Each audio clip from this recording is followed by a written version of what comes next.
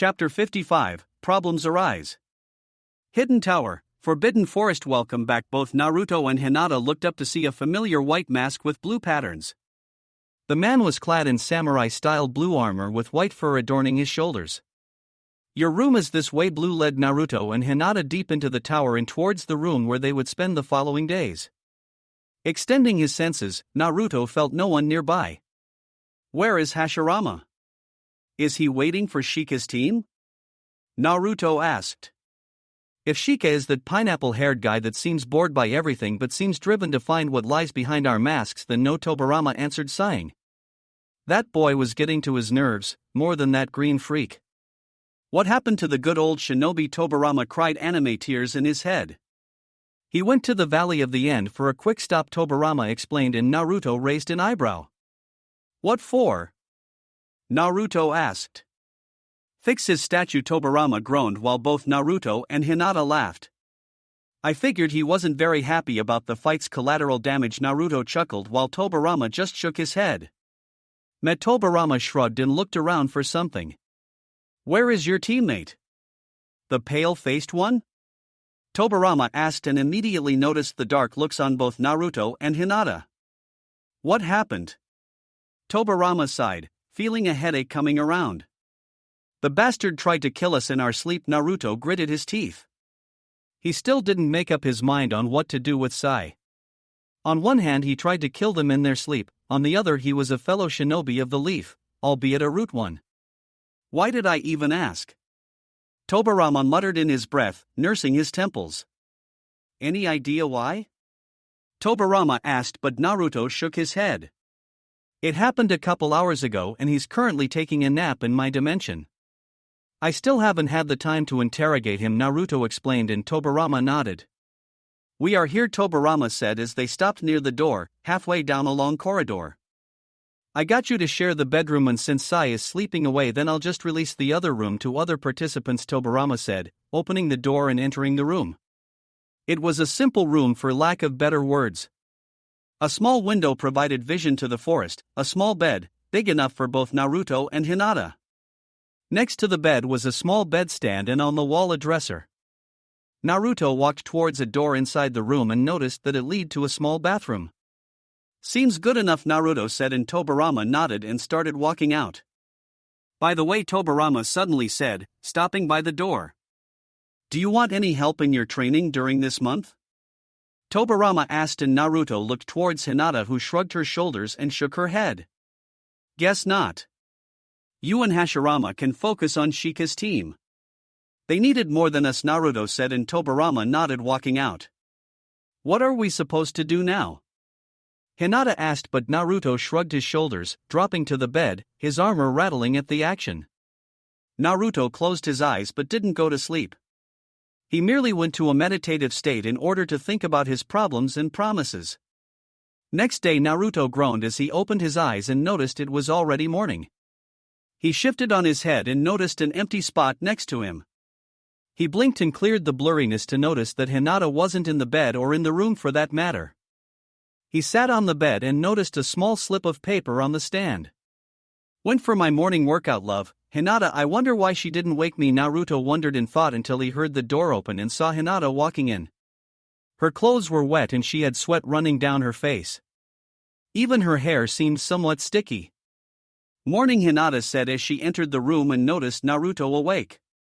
Morning, Naruto replied, eyeing Hinata with curiosity. She took out a towel and approached Naruto and gave him a small kiss, making Naruto cringe his nose. You stink, Naruto said, and Hinata just giggled. Why did you go out so early? Naruto asked, curious. I plan on working on a few techniques today, Hinata replied as she separated from Naruto and started heading towards the shower. Nothing like cold water hammering your sore muscles. Want help? Naruto asked, but Hinata quickly turned around. No, Hinata said, wiggling her index finger at him. These will be my secret jutsus for the tournament, Hinata explained. Really? Naruto asked, raising his eyebrows, his curiosity sparkled. Can't I get a feel at least? Naruto innocently asked. If they work as I suspect, I'll have 2 more strength moves in my repertoire. One defensive and another offensive, Hinata explained, and Naruto nodded. Shrank? Naruto asked, and Hinata simply nodded. What about you? What do you plan on doing today? Hinata asked. Nothing seems appealing, Naruto replied, and Hinata smiled as Naruto draped himself on the sheets and dug his head into the pillow. But anyway, I'm going to Konoha to do a bit of research, Naruto said, and Hinata blinked at his words. Research? Hinata asked sweetly, and Naruto nodded, but when he noticed the dark look she got, his mind suddenly clicked. No, Naruto waved his hands defensively in front of him. I'm going to the library on the Senju compound, not the hot springs, Naruto quickly replied and sighed in relief as Hinata smiled again. Cough, whipped cough, Kurama said from his mind, making Naruto chuckle weakly. Good boy, Hinata smiled and patted Naruto's head. Am I a dog or something, Naruto thought, sweat dropping while Kurama was rolling on the floor laughing his ass off. Maybe I'll talk to Sai as well, Naruto said. Let me know how that goes, Hinata said. Naruto nodded and watched as Hinata headed off to the bathroom. Naruto sighed and dropped to the bed again, looking at the ceiling. What am I going to do with you? Naruto thoughts wandered towards Sai as Naruto got up and dressed. With a simple kamui he swirled into his own dimension. Naruto's kamui dimension. Naruto arrived at his dimension and it was the same way he always left it. What a bleak place, Naruto said as he arrived at his dimension. He never did do much about it with the exception of a wall where he had a few weapons in case he ran out. The sky was pitch black, there was no wind, no animal sounds, nothing but silence. His dimension was comprised solely of cement cubes that seemed to hang in the air, all of them separate from each other. There was no sun, no north or south pole, no up or down. Naruto walked to the wall he built and noticed the weapons he had. Several Fuma shuriken, or for those that don't know, large four-bladed shuriken. Naruto could release them directly from his dimension and into the enemy. His Chikuto that he hadn't used in while also hanged on the wall. But his two main weapons hanged in the middle of it, standing side by side. On the left was the staff that Hagoromo had given him. And on the right was his fan, an heirloom passed down between the heads of the Uchiha clan until Uchiha Madara had deserted from his clan. Nonetheless, it was passed down to Minato and later on to himself. Naruto shifted his attention towards the final member of his team. Sai was bound by ropes and was staring at him neutrally. Comfy? Naruto asked, but Sai remained neutral, staring at his soon-to-be torturer with seemingly dead eyes. Naruto lost his happy attitude and adopted an equally blank look. Naruto crouched until he remained at eye level with Sai, cold blue eyes staring unflinchingly at Sai. Sai, determined to never lose, stared with equal strength and vigor. Both seemed driven to make the other flinch. Seconds turned into minutes and Naruto got tired and simply stopped the stare and got up. Sai released a breath he didn't even know he was holding. You are not going to break me, Sai said, and Naruto suddenly turned around. Nice to see some participation from you, Naruto replied, chuckling as Sai returned to his blank look. But don't misunderstand me. I have no intention of breaking you, Naruto said and almost laughed when Sai's jaw threatened to drop. It was normal protocol to try and break prisoners for information, even Genin knew that. If I wanted to break you, I would simply hand you over to Ibiki for some mind play or perhaps drop you at Anko's house, Naruto said, chuckling and smiled when he noticed that Sai seemed to shiver at mention of Anko. Oh yes, Naruto almost hissed. When dear Anka-kan was through with you, you would be singing like a canary and be the embodiment of dickless, my friend. I've seen some of her patients and it isn't pretty, Naruto explained. I mean, not have you seen her snakes? Naruto rhetorically asked. She has more snake poisons than Konoha has of antidotes, and you know how sadistic she can be. Always searching for a volunteer, Naruto said and noticed Sai's pulse starting to quicken. But since I don't any intention of breaking you or safe from them, Naruto said and sighed in relief. But not from me, Naruto replied, glaring at Sai with his Sharingan glowing. People always give too much credit to pain, Naruto explained, waving his hands dismissively. It's true that under certain conditions pain can be very persuasive, but root agents are supposed to be strong-willed, emotion-free and have the mindset of perfect soldiers, right? Naruto rhetorically asked. Naruto began dismissively. You are supposed to feel no fear, no compassion, no love, no regrets, and no self-preservation. You are supposed to carry orders to the letter, and should your master ask you to slit your throats, you would do so with hesitation, Naruto drawled, getting a sour flavor in his mouth. I've even heard of a secret medical procedure to disable the nerve clusters on the brain, disabling any feeling of pain whatsoever, Naruto explained. I myself am a mind person. No matter what you do to a person's mind, they will never physically die. You might turn someone into a vegetable, but only happens to amateurs of the mind arts, Naruto began. But the thing almost everyone overlooks, even some excellent shinobi like Inoichi, is that the mind is not a book, to be opened at will and examined at leisure. Thoughts are not etched on the inside of skulls, to be perused by any invader. The mind is a complex and many-layered thing. It is true, however, that those skilled in the mind arts are able, under certain conditions, to delve into the minds of their victims and to interpret their findings correctly, Naruto explained, and noticed a bead of sweat running down Sai's head.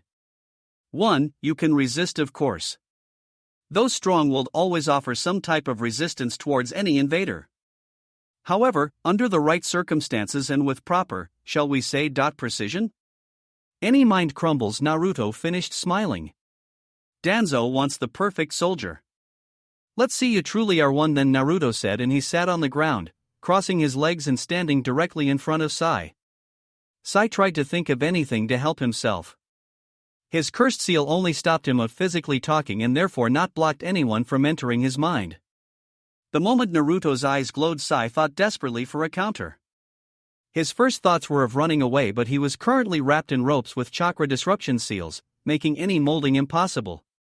Sai did the only other thing possible and snapped his eyelids shut, blocking Naruto's gaze. Sai foolishly let out a sigh of relief until he heard Naruto's chuckle. The problem is that the chuckle came not from the outside, but from inside his own mind. He had been compromised. Inside Sai's mind, Naruto arrived into Sai's mind and immediately started shifting through the memories. He began with those buried deeper, meaning Sai's oldest memories of his early life. Welcome back, sir, a woman with brown hair and simple clothes answered. Naruto narrowed his eyes at her since he would recognize her anywhere. She was the nurse in charge of the orphanage of Konoha. He went way back with her back when he still lived in that hellhole of a place. I trust you have what I want, the man replied, and Naruto chuckled when he noticed him. A man walking with a wooden cane-shaped scar on his chin, white bandages across his right eye, Shimura Danzo. The woman nodded and stepped aside to reveal some black-haired and very pale-skinned kid hidden behind her back. Shall we do this somewhere more private? Danzo asked, and the matron nodded, leading Danzo through the cold halls of the orphanage. He stopped near a door and waited for the matron to unlock it. Ha ha ha ha, you will never catch me, Danzo, the matron and the kid turned to the sound spike to see another kid being chased around the orphanage. The kid had spiky blonde hair, deep blue eyes and 3 whiskers marks on each cheek. Naruto narrowed his eyes when he noticed his younger self appear in the memories of Sai. I never realized that Sai went to the same orphanage as me, Naruto mumbled in his thoughts. He didn't remember ever seeing him, but apparently he did. Go away, demon brat, the matron snapped, and young Naruto froze in his steps when he heard the matron's voice. He nodded meekly and quickly hurried away from the halls. I still wonder why Hokage-sama lets him live, the matron sighed, shaking her head while Danzo narrowed his eyes at young Naruto. I don't suppose you want to take him as well? The matron asked somewhat hopefully while Danzo pondered. He could take the Kyuubi brat and make him the perfect tool for the village, but he was too high profile for that. He will never strive with the amount of hate he receives, Danzo thought before making his decision. Him I cannot. Hiruzen is too close attached to him, Danzo simply replied. A shame, the matron replied and opened the door to reveal 4 other kids. So 5 in total? Danzo asked, and the matron nodded, walking inside and opening some drawer. She retrieved multiple files and handed them over to Danzo. 5 is the total we can negotiate. Any more and the other nurses might notice, the matron replied, and Danzo nodded, handing her a small envelope. The matron greedily accepted the package and quickly opened it to reveal a stack of money. Do we have a deal? Danzo asked, and the matron quickly nodded her head. All right, kids, you are being adopted by this fine man. Treat him with respect and obey him. Understood? The matron glared at them and the kids all nodded their heads in acceptance. Yes, Hitama-san, the kids chorused together, and they were led away by Danzo. Naruto shook with rage when he realized that the matron had been selling kids to Danzo. In the aftermath of the Kyuubi's attack 17 years ago, many people died and the influx of orphans almost broke the orphanage. It was right for the taking, Naruto muttered and promised to have words with her. Naruto released the memory and started scavenging for the next one. This time they were in some underground facility. Naruto watched as some root instructor lined up several kids in a perfect line. All the kids seemed older, around 6 years old, and they already were in perfect stance. Next, the instructor ordered, and Naruto watched as the pale-skinned kid he remembered from the orphanage stepped forward. You will be named Sai. Yesterday you didn't exist, today you don't exist, tomorrow you won't exist. Is that clear? The instructor asked with stern tone. Yes, Sai replied with a small smile tugging the corner of his lips. Smack! The instructor reared his hand and backhanded Sai across the face. Sai grunted in pain as he fell to the ground, clutching his bloodied lips. No smiles, no emotions, no weaknesses. Is that clear? The instructor asked, glaring at the kid on the ground. Yes, Sai barely replied through the pain. The same goes for the rest of you, the instructor ordered. Yes, sir, the rest of the kids chorused together. Honestly, Naruto said, shaking his head as he let go of the memory and focused on another. Happy birthday! Some gray-haired kid yelled, handing Sai some book. What's this? Sai wondered as he lightly shook the package. Open it, the gray-haired kid said, shaking his head in amusement. It's a sketchbook. Sai's eyes lit up in happiness when he noticed his gift. Now I can draw a picture of you and me in here, Sai replied, making the gray-haired kid blink in confusion. Thank you, Shinya-san, Sai yelled as he lunged forward and hugged Shin. Then you have to show it to me when it's done. Deal? Shin asked, and Sai quickly nodded in acceptance. Never realized he had a brother, Naruto mused. I don't really understand Danzo's training. The instructor punish any emotion and then these two happily show them, Naruto said out loud as he scanned his memories for the next one. The scene changed into a desert terrain. Both Sai and Shin were standing face to face in full gear. Danzo was standing in a nearby cliff, watching the two brothers. I'm ordering the two of you to fight to the death. If by tomorrow one of you isn't dead, then I shall kill you both, Danzo ordered and shined away. Naruto watched as the two brothers battled it out, with Shin trying to kill his brother. Sai, however, surprised Naruto, as he didn't fight back, unwilling to harm his brother. Naruto finally understood Shin's actions when he fell to the ground coughing up blood. You are too much gentle to make it out alive, Shin gritted his teeth, struggling to explain. Brother, Sai muttered with shocked face. But you are the one who will live, Shin said as his eyes started to dim. You must kill your emotions.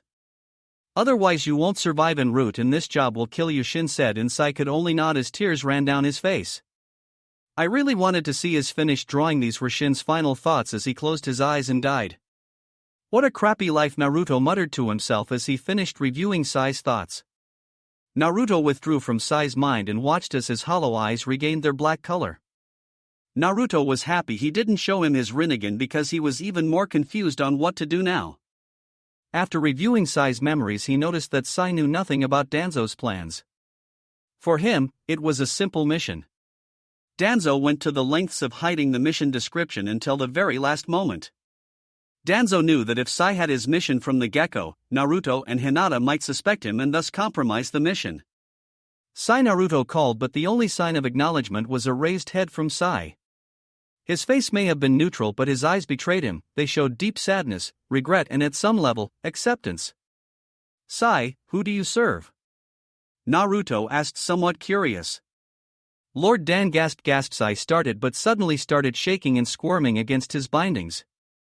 Sai took deep breaths and he started to gasp and his tongue burning, like someone had lit it on fire.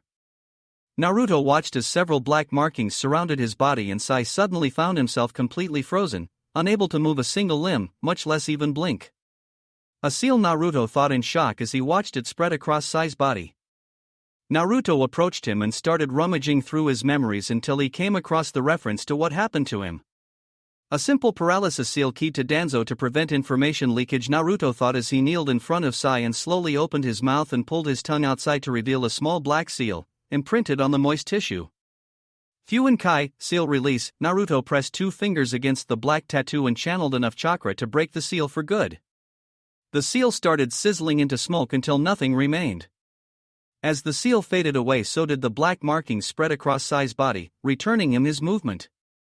So Danzo is your master, correct? Naruto asked and Sai simply nodded. He realized it was futile to hold against Naruto. He could just rummage through his memories and get every answer he wished in the blink of an eye. And who commands Lord Danzo? Naruto asked. Senju Tsunade, the 5th Hokage of the Hidden Leaf Village, Sai replied, and Naruto smiled. So then, logically, you work and take orders from the leader of the Leaf Village, correct? Naruto rationalized and Sai nodded. And yet you tried to kill me, the Senju clan head in Hinata, one, if not the best medic in Konoha, Naruto explained. What does that mean to a servant of the Leaf Village? Naruto asked. A traitor, Sai whispered in disbelief. It was order from my superior, Sai explained. Then logic dictates that said superior is a traitor to the Leaf, correct? Naruto asked and Sai nodded once again. Sai had betrayed the beliefs he had been trained to die for his whole life. If you knew that killing us will constitute an act of treason, then why did you choose to do it nonetheless? Naruto asked and Sai frowned for the first time. In root, you have no name. You have no feelings. You have no past. You have no future. There is only the mission, Sai replied in such tone that suggested that this creed had been ingrained deep in his brain. That is why you betrayed the Leaf. You feel no emotions, you don't know the difference between right and wrong. You follow orders without question even if they go against your own beliefs, Naruto explained, but Sai remained silent. Naruto approached him and placed 2 fingers on his forehead. Don't worry. We will discuss this again when we go back to the Leaf. I'm placing you in stasis until then, Naruto said as Sai closed his eyelids and into deep sleep. Senju Compound's library. Naruto arrived at Konoha a few seconds later and made his way towards the library. Since Hinata wasn't there, he had to find the biology section, but this time for human beings. His jaw nearly dropped at the size of that section of library. Shelves upon shelves ranging from human anatomy, skeletal system, tissue systems, cellular biology. It completely outshined the biology section on reptiles. It was a testament on how much research had been made on the human body. It shouldn't be surprising after all. Hundreds of people have searched ways to improve and stretch the levels of a human body. To stretch the strength, speed, power in order to create a perfect body, a perfect weapon, a perfect shinobi. Even though hundreds were researching on how to break these limits, very few actually managed to even dent the barriers. Senju Tsunade, for instance, created her seal that drastically improves cellular regeneration on the cost of losing a few years of her life. Cells don't divide indefinitely, they have a limit, and when this barrier is stretched beyond their limits, the user's life expectancy diminishes. Another genius, although crazy, sadistic and with no regard for human life, also fitting the description, is Orochimaru. People think he's evil and they are right, but neither can refute that he is one of the best medical minds ever born. Like everyone else, Orochimaru searched to stretch the boundaries of the human vessel and came up with his own cursed seal, infusing Senjutsu chakra into the user.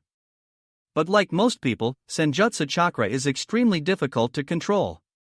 Of all the shinobi population on Earth, there are only 6 people that can withstand and use Senjutsu chakra, and of those, a mere 3 are perfect sages. Naruto himself was also searching for something similar, and while he didn't have the vast knowledge like Tsunade, Hinata or Orochimaru, he had something that neither of them had. He had the Rinnegan, and with it, perfect control over Yin and Yang chakra. He didn't need vast knowledge to achieve what he wanted, simply because anything he thought, anything he imagined, he could create. This is going to take time, Naruto sighed, breaking himself from his thoughts, and started searching for the books he wanted. Naruken? Is that you? Naruto heard and turned slightly to see Tsunade approaching. What are you doing here? Aren't you supposed to be in Kumo? Tsunade asked, confused at the sight of Naruto in the library. Just came by to browse for a couple of books.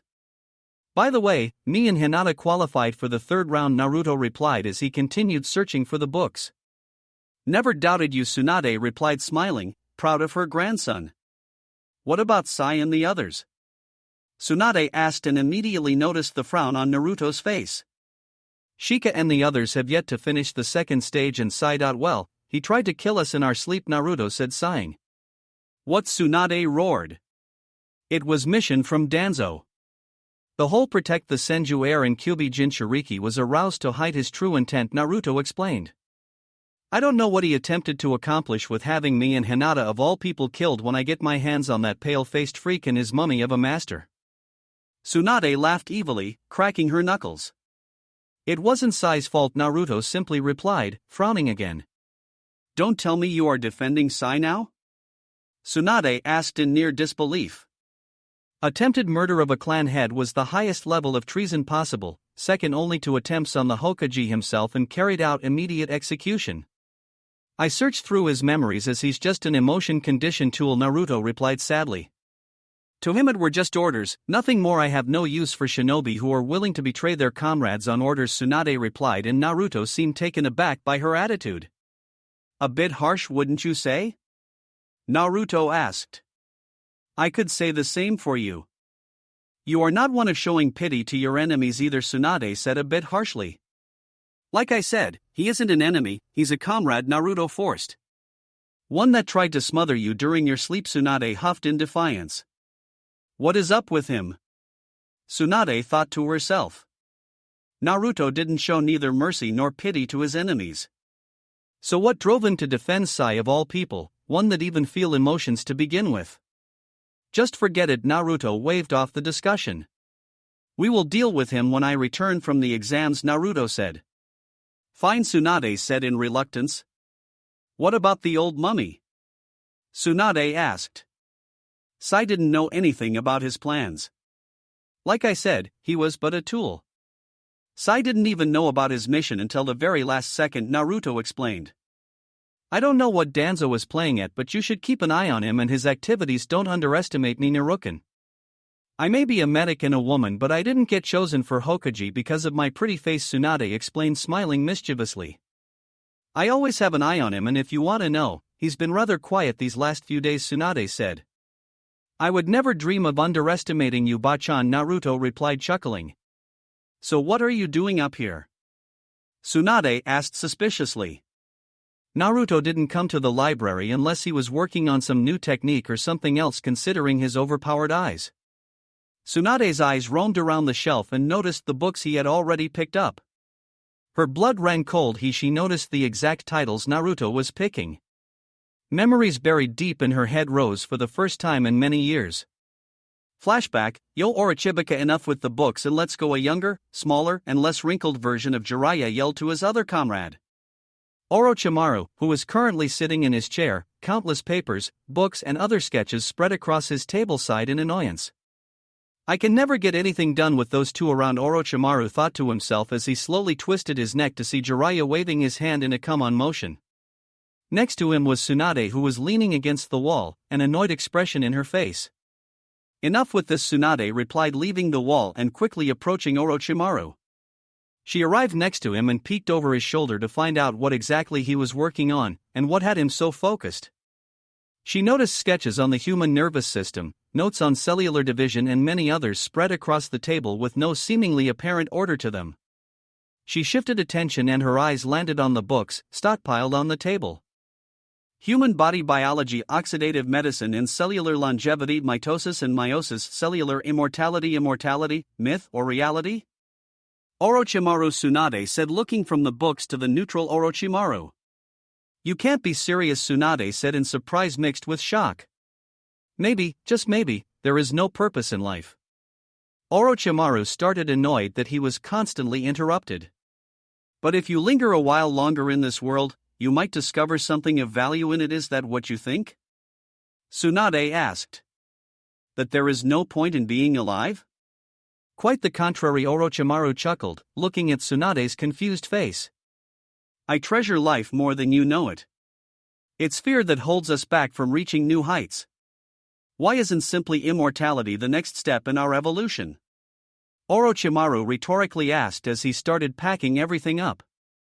It's human nature that people won't realize the true value of something unless they lose it, and I for one do not wish to lose it to begin with, Orochimaru said, and he finished packing and turned to Tsunade, who had a puzzled face. Is this research because of your parents? Tsunade softly asked and watched as Orochimaru nearly flinched. Don't look too much into it. I am merely doing this to my own benefit, Orochimaru said as he walked and Tsunade reluctantly followed. Why? Tsunade seemed unable to stop her mouth from moving. I want to obtain all the jutsu and gain a true understanding of everything in this world, Orochimaru said, and with that he exited the room. End flashback. Naruto. Tsunade called, leaving behind the affectionate name in order to portray her worries. You are old enough to make choices on your own, Tsunade started, and Naruto looked at Tsunade confused. I lost a very dear friend to what you are searching for right now. He lost himself in that research, and no matter how hard I or Jiraiya tried, he was lost to us. He became so immersed into his research and his final goals that he forsook everything that made him human to begin with. You talking about Orochimaru, right? Naruto asked, and Tsunade nodded. I will never become like him, Naruto firmly replied, and Tsunade smiled. I know that you would never think of becoming like him. I'm just telling you to be careful with what you're researching for. It's easy to lose yourself, Tsunade warned, and Naruto nodded. I have faith though, Tsunade said, placing a hand on his shoulder. That if anyone can crack the key to it, it will be you. Tsunade smiled and walked off, leaving a very confused and pensive Naruto. Meanwhile in Kumo, while Naruto was talking with Tsunade, Hinata was working hard on the new techniques she had envisioned. 2 more strength level techniques for her repertoire if they worked as she wanted. Currently she was sitting in a small pool of water of her own creation. She was working on reaching the highest level of water manipulation possible. Several water tentacles raised ever so slowly from the pool and started flailing wildly around her, without even grazing her skin. Hinata opened her eyes and concentrated on her own hand. Her Byakugan activated as she refined her control to highest level possible, controlling the water inside her own body. Her right hand started softening, becoming somewhat translucent and gaining a light blue color. Just as her hand started becoming more and more water-like, her control somehow slipped and her hand abruptly regressed to her normal color, although a bit dehydrated. Nearly 2 months on this and I can only do it momentarily, Hinata frowned and thought, but she wouldn't give up. Hinata hissed at the pain as she submerged her hand in the pool and surveyed it with her Byakugan, checking for any damage she might have caused. Whatever technique she was working on seemed to be highly dangerous. She took a deep breath and was ready to begin again. A loud shout broke her concentration. Hino Atata. When Hinata heard the scream, she immediately recognized it as Shikamaru's voice. It sounded far too desperate than she would have liked it. Hinata immediately dropped her control, splashing water in the ground as she blurred towards the sound of the voice. To any bystander she was nothing more than a purple blur. Her Byakugan blazed to life as he tracked Shikamaru's position to just a few corners away. She nearly gasped as she arrived near his team. His team seemed to have been through hell, their clothes completely ripped to pieces. With her Byakugan she already noticed a few cracked bones in Shikamaru and Lee. They were all dirty, burn marks and even blood splattered across the remaining of their clothes and skin. But the worst of it was Tenten. She was nearly unconscious, using Lee for arm support. Tenten was nearly dragging her feet through the ground as Lee did his best to carry her but seemed completely spent. Tenten seemed to be hanging by a thread, her left arm was completely missing, cleaved just lower than the shoulder joint. She had some type of tourniquet to hold the blood flow. While she had seen most type of injuries during her medical training, it was the look of complete despair on Shikamaru's face that frightened her. Flags? The Kumo shinobi at the entrance asked. Out of the way, Shikamaru yelled as he pushed the Jonin out of the way just as Hinata rounded the corner and arrived near them. Quick! Heal her! Shikamaru stressed as Lee lowered her to the ground, right in the middle of the tower's entrance. Tenten was breathing very harshly and her eyelids were threatening to close. I need you awake for this, Tenten, Hinata said, and Tenten managed a small nod. What happened? Hinata asked, trying to ascertain the injuries while she performed a quick diagnosis. We were ambushed as we arrived here. Shikamaru started as he sat on the ground, exhausted. She was poisoned by one of those big spiders and we didn't have any antidote. While the poison wasn't immediately deadly, we needed you to heal her. As we arrived at the tower, we were ambushed by 2 Santeens. Shikamaru gritted his teeth. I was already low on chakra and Tenten was compromised by the poison. Lee was forced to open the gates to fight them. The poison was slowly working and made her a static target for them, and you know how good Suna shinobi are with wind jutsus. She caught a wind blade that cleaved her arm like it was butter, Shikamaru explained, and Hinata nodded. Shadow clone jutsu, Hinata said as another clone popped into existence and immediately sat on the other side. The Hinata clone was performing a few gashes along Tenten's body, not on vital spots. What are you doing? Shikamaru asked in shock when he saw more cuts appear on Tenten, clearly due Hinata's work. The poison is clotting her blood. I need to extract it before I move on, Hinata quickly replied with a look that said to stop distracting her. If she wasn't a shinobi, the poison alone would have finished her long ago. A very poisonous green liquid started pouring out of the newly made cuts. With her free hand, Hinata made a strange seal and the suction seemed to increase, making Tenten squirm under the pain. With a quick juke and strike to the base of her neck, she was paralyzed from the neck down. Sorry Tenten, but I can't have you squirming and messing with my work, Hinata replied when Tenten seemed to try and glare at her. Don't worry, you pull through, Hinata replied, smiling at Tenten, who sighed in relief. Her juke and strike also disabled the nerve cluster, preventing any pain from going through. Once the poison was extracted, Hinata performed a quick healing jutsu across her whole body, closing any open wounds. Her hands started glowing white, instead of the traditional healing green. Her hands traveled from her head, along her neck and rib cage, down to her legs and ending on her feet. What are you doing? Lee asked, curious about the different glow he usually saw when he was treated. I'm stimulating her bone marrow to vastly increase blood cell production. It's instantaneous, unlike the blood replenishing pill. I need her stabilized to heal her arm, Hinata explained as Tenten's breathing seemed to slow as her heart rate also slowed. Her blood level was dangerously low. A few more minutes and she would have been gone, Hinata explained, and Shikamaru sighed in relief. It doesn't matter anymore, Tenten whispered, but everyone heard her. What do you mean by that? Shikamaru asked. I lost my left arm. I'm a cripple and a shinobi one at that, Tenten said with her eyes moist. Don't you dare, Shikamaru warned. We didn't drag you and nearly killed ourselves for you to simply give up. Besides, it's not the end of the world, Shikamaru said, trying to cheer the girl. It is for me. I'm not a particular strong shinobi, everything I wanted was to become jounin and I'm not made for a civilian life, Tenten almost yelled. Enough, Hinata yelled as she cut the discussion. Stop talking and pushing your body. Your heart rate is going up again and I don't want to tax your body any more than it already is, Hinata warned, and Tenten reluctantly nodded but couldn't help to let out a sob. I've been working on a medical technique that might heal you, Hinata smiled warmly. Really? Tenten asked with her hopes rekindled. Hinata nodded her head and Tenten smiled. Troublesome. All this fuss when you could have said that earlier, Shikamaru said as he leaned against the wall, nursing his ribcage. Please, a snort was heard and everyone's attention shifted towards the owner. He had a wide frame, with neck-length black hair, and a bandana with his village's forehead protector. He wore the standard Iwagakure shinobi uniform, complete with a flak jacket and a shirt having no right sleeve. Even I know that medics can't heal what doesn't exist, the IWA shinobi said.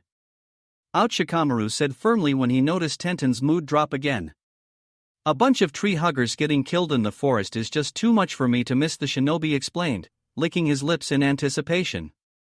Before he could even blink, Shikamaru closed the distance between them and clocked him right between the eyes. The shinobi stumbled backwards, clutching to his face. Bastard, he groaned out as he built himself to his full height, trying to intimidate Shikamaru, who remained his ground. Enough, Taiseki, a new voice broke the incoming fight. This voice, although had a harsh tone, was clearly female. She had short, black hair and pupilless, black that are accentuated by her eyelashes running upwards at the corner. Her garb was similar to that of her teammate. Fine. Kiroto Kateko Taiseki spat at his team leader. He held a small grudge against Kuratsuchi since she was the granddaughter of the Tsuchikage. Kuratsuchi always had her way, and to make things worse she was stronger than him. Shikamaru sat back down but maintained his eyes on the newly arrived IWA team. He's right though, Kuratsuchi said, getting the attention and turning towards Hinata. Even you can't heal something that doesn't exist, Kuratsuchi said with a feral smile. We shall see, Hinata mysteriously replied. I thought you didn't want trouble? Lee asked towards Kuratsuchi, who shrugged her shoulders. It's hard not to hate any of you, and watching one being crippled for life is too amusing to pass, Kuratsuchi simply said, and was interrupted by a small yank of her vest. She turned around to look at her last teammate. What's up, Run? Kuratsuchi asked when she noticed the look of slight apprehension on her teammate. She had long brown-colored hair which she tied in such a fashion as to form a ball on top of her head, using what appears to be a knitting needle, while two large locks with darkened tips framed the remainder of her face. Her attire consisted of a short sleeveless dress, further adorned by the presence of numerous bandages that encircle various portions of her body, including her waist and thighs. Maybe we shouldn't antagonize them, Rin said, looking wearily at Hinata, who was still busy with 10-10. What's wrong with you? Taiseki spat towards her other teammate. While she wasn't strong as him, she was still able to hold her own. What could possibly had her almost stuttering like someone afraid of her own shadow? Aren't you a charmer? Shikamaru muttered beneath his breath, but Taiseki heard anyway. No. Stop! 10 almost yelled as she tried to halt Taiseki's advances on Shikamaru. You are acting strangely. Kuratsuchi turned to Run, clearly waiting for an explanation. Rin said, pointing towards Hinata. Kuratsuchi raised an eyebrow in confusion but looked towards the Hyuga girl anyway. What about her? Kuratsuchi asked. Her chakra levels are through the roof. They are way bigger than the Tsuchikage-sama, Rin stuttered. Is that it? Kuratsuchi asked in disbelief. Because having a high amount of chakra means nothing. Besides, Grandpa isn't getting any younger. Even I am almost to his level in chakra reserves, so what is the big deal? Kuratsuchi asked, annoyed at her teammates' actions. It's not just her chakra reserves. I can't place it, but there is something about her that is strange. You could say it's her presence, it's unnerving, Rin explained, and Kuratsuchi just shrugged her shoulders. Are you dying anytime soon or not? Taiseki asked towards 10-10, who huffed in defiance. She was feeling much better, whatever Hinata was doing was clearly working very well. Maybe you need a little help, Taiseki grinned as he stepped forward and Shikamaru jumped to his feet. Taiseki remained unintimidated and continued walking forward until he felt a hand land on his shoulder and squeeze rather painfully. He hastily turned his head back only to look directly at two blue eyes, staring coldly at the IWA shinobi, but what caught his attention was the leaf symbol on his forehead protector. You fuckers keep popping everywhere, Taiseki spat as he wriggled out of Naruto's grasp and swiftly turned around, glaring down at Naruto. Now Naruto began with a smile tugging the corner of his lips. Why do you have to be so rude? Naruto asked, amused by the shinobi in front of him. Taiseki was clearly taller than him and with a broader frame, but his attempts at intimidation were ridiculous. Look who it is, Taiseki spat. It's the spawn of the Yellow Flash. I heard you have quite the sum in the bingo book. Taiseki smirked until he remembered his details.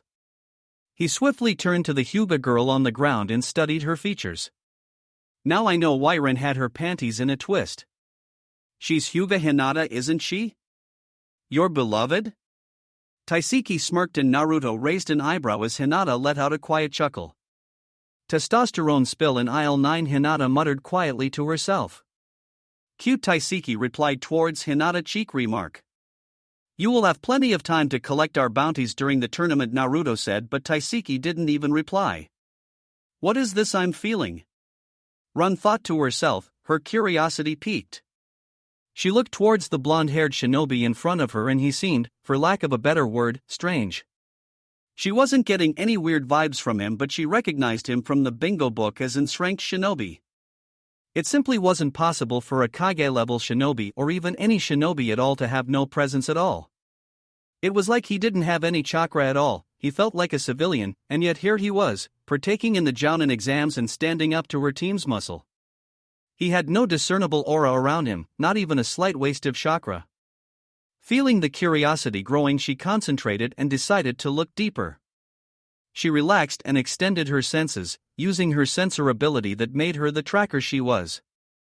She picked up a small tune. It seemed like static at first, but as she dug deeper the static noise changed into a humming sound, slowly increasing in strength. Naruto noticed that someone was poking around and ever so slowly turned his head from Taiseki to gaze upon the intruder. He looked somewhat at her confused face, as if trying to solve a puzzle, more specifically Naruto himself. "So she's measuring me," Naruto hummed in thought as he watched her, interested in her reaction. There was a reason why he always had his chakra restrained to his best ability. Normal shinobi wouldn't pick him up, and neither would sensors unless they concentrated on their target. The reason why he always restrained his chakra was because to some it could be overwhelming. I.e., the standoff between Naruto and Taiseki immediately came to a stop as both Taiseki and Kuratsuchi turned to the source of the high-pitched scream. Ran was the ground shivering, her eyes wide with horror, mouth rigid and open, the fists clenched with blanked knuckles and the nails digging deeply into the palms of her hands. It was the kind of scream that made your blood run cold. Kuratsuchi immediately rushed her teammate and kneeled beside her. "What's wrong?" Kuratsuchi immediately asked and noticed that Ran was staring at Naruto with glassy eyes, wanting to look away but unable to. "What did you do to her?" Taiseki shouted as he grabbed Naruto's by his armor and bringing him up to his eye level. "She took a look at my chakra and that happened," Naruto simply said. "My chakra can be overwhelming to some, and sensors usually take the full blunt of it," Naruto explained, but Taiseki only sneered. "He's a monster," Rin managed to say, her words intermittent and her state bordering on shock. "Troublesome," Shikamaru muttered. "Don't worry about her," Naruto replied as he slowly pushed Taiseki back, freeing himself from his grip. "It was just a shock, she will be fine in a couple of minutes," Naruto explained. "I don't understand what is so special about you," Kuratsuchi huffed. "You are not a sensor, so unless I start releasing chakra you won't know," Naruto said, shrugging his shoulders. After the whole ordeal with Rin and Naruto, things started calming down, although the tension was still palpable. "I'm fixing your arm now," Tenten Hinata said, and Tenten slowly nodded. She watched as Hinata removed the tourniquet and immediately gave a juken strike to the arm, making every muscle contract and stem the blood flow far better than the cloth wrapping. Naruto kneeled next to Hinata. "I can patch her up discreetly," Naruto whispered to Hinata, but she shook her head. "Can't risk it," Hinata replied. "I have been working on a new technique based on this seal that Tsunade Sensei developed," Hinata said, pointing to her forehead. "Now this I want to see." Kuratsuchi arrogantly stepped forward, not enough to be considered a threat, but enough to get a good view what she would do. The clone in front of Hinata dispelled as the original Hinata gained several purple markings around her face. They radiated from the diamond-shaped seal on her forehead, skipping her eyes and down her cheeks. Ren let out a gasp when her aura seemed to skyrocket. "Senpu, Sage Arts," Hinata said as she opened her eyes with her Byakugan blazing. "Chasaku Sase no Jutsu, ultra-fast regeneration technique," Hinata whispered as she placed her hand at the exact place of the wound. Her hands started glowing deep purple, somehow matching her markings in her face. Everyone held their breath in expectation of what was to come, but neither could anticipate what they would witness. The muscles slowly started to ease their stiffness, the arm regained its natural color. The dead pieces of flesh simply fell to the floor, making Lee empty his stomach. Everyone watched in disbelief as a whitish substance started growing out of the remaining portion of arm. It didn't fall to the floor, but instead it continued growing outwards, reaching around a foot in length.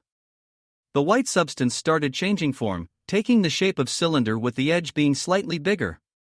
Anyone even remotely aware of the human body anatomy would recognize just exactly what the substance was. It was the humerus bone. Tenten gulped when she saw a new bone sticking out of the flesh of her arm. She felt nothing, not even a tingling sensation, but she guessed it was due to the fact she didn't feel her body from the neck down, courtesy of one Senju Hinata. Since the bone had been regenerated, Hinata took another breath as the purple glow intensified, forcing Tenten to close her eyes due to the proximity. The flesh around the bone seemed to want to stretch, but in fact it was multiplying and rapidly. Several tentacles of flesh burst and wrapped themselves around the bones. As the flesh grew around the bone, a light rosy layer started covering the red flesh, giving it the appearance of a fully functioning arm. Once the flesh had reached the arm joint, two new bones started growing at the same time, almost parallel to each other. They were the radius and ulna bones of the forearm. In the blink of an eye, the muscle covered the bones, being topped by skin. From the end of the forearm, several new bones grew and started manifesting 5 protuberances. They started extending, each one being covered individually by flesh, thus giving the appearance of a left hand. Everyone had their jaws on the ground as the process finished and the nails finished appearing in her fingers. Tenten noticed the purple glow lowering and opened her eyes. Her eyes nearly popped out of her skull when she noticed that her arm was just like new. She started looking from her new arm to Hinata rather fast. She opened her mouth to say something but no sound came out. "That took a lot more from me than I thought," Hinata gasped, taking deep breaths as the purple markings faded away. She got and, feeling lightheaded, stumbled but was quickly grabbed by Naruto. "You alright?" Naruto asked, concern in his tone. She had just pulled some serious technique. "I am," Hinata replied, her breathing stabilizing. "Performing this jutsu on others is far more demanding than on me," Hinata explained and looked towards Tenten, who looked like she was sobbing in happiness. "You are right," Hinata said, turning towards the IWA team who had their jaws on the ground. "I can't heal what doesn't exit, but it doesn't mean I can't regrow another one," Hinata replied cheekily. Whatever Taiseki said and went off with his team quickly after him. "Ready to try your new arm?" Hinata asked and Tenten quickly nodded. Hinata kneeled beside her and fixed her Juken strike. Tenten's body seemed to relax from the stiff state. Her new fingers started twitching as Tenten rose her arm into the air. "Just like new, right?" Hinata asked and Tenten nodded. Hinata helped Tenten back to her feet and went to deal with Shikamaru and Lee. "Wow," Tenten whispered, flexing her arm. She couldn't see any visual differences, it felt just like her old one. "You used this technique like someone who already had practiced." Naruto narrowed his eyes. "I hope you aren't doing this if this jutsu has dangerous ramifications for you or the patient. Tsunade Zensei technique does cost the user a few years of their lifespan, however mine doesn't. By using senjutsu, I can use that energy to regenerate just about anything, including vital organs, without sacrificing life expectancy. I can pretty much heal anyone as long they are still alive and stable enough," Hinata explained, and Naruto's mind went back to what he had read. Senjutsu. Naruto hummed to himself. Could that be the answer? No, if it was, then Orochimaru would have discovered it long ago. 1 week later, Root headquarters. Danzo was peacefully sipping on this tea, thinking how well his plans were going. If everything went as according to plan, then he would reach his goal within the next 3 weeks. He was broken from his thoughts when a swirling sound started manifesting itself in front of him. As the swirling stopped, a man with flowing black cloak adorned with red clouds and an orange mask stood in front of Danzo. "You lied to me," Toby said rather softly. "I am pretty sure I don't know what you speak of," Danzo replied, opening his single visible eye. "Don't play games with me," Toby shouted, slamming his hand on the metal table. The sound reverberating through Danzo's office. Danzo sighed and noticed a small slip of paper on his table. He carefully picked it up and opened it. Jonin Exams Tournament Grid Left Bracket, Match 1, Nara Shikamaru vs. Taiseki. Match 2, Senju Naruto vs. Ran. Match 3, Akira vs. Winner of Match 2 Right Bracket, Match 4, Senju Hinata vs. Karatsuchi. Match 5, Rock Lee vs. Tenten. Match 6, Masuyo vs. Sadao. They are alive?